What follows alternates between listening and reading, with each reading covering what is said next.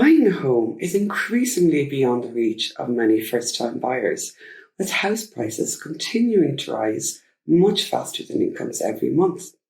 A typical property in Ireland now costs €74,000 more than it did 5 years ago. But what if you could share a mortgage with a group of friends, another couple, your parents, or some siblings?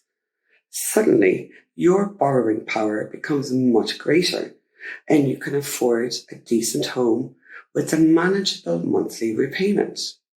More importantly, you can escape the rental trap and never have to worry about your landlord setting up.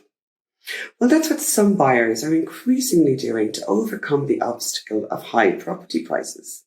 Some lenders and mortgage brokers are reporting an uptick in demand for 4-person mortgages, which allow up to 4 borrowers on one joint mortgage. Non-bank lender ICS Mortgages says there is a general increase in inquiries from brokers and direct customers for the product. One broker in Galway has arranged 10 4-person mortgages in the last 6 months alone. But having 4 people on a mortgage is not for the faint-hearted. What happens if one party loses their job and can't afford to pay the mortgage? Or if one of the 2 couples on the mortgage breaks up? Or if one party skips town and emigrates, as happened during the financial crash?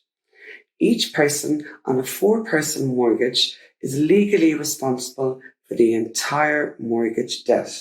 So you'll need an agreement before you sign up to a mortgage like that.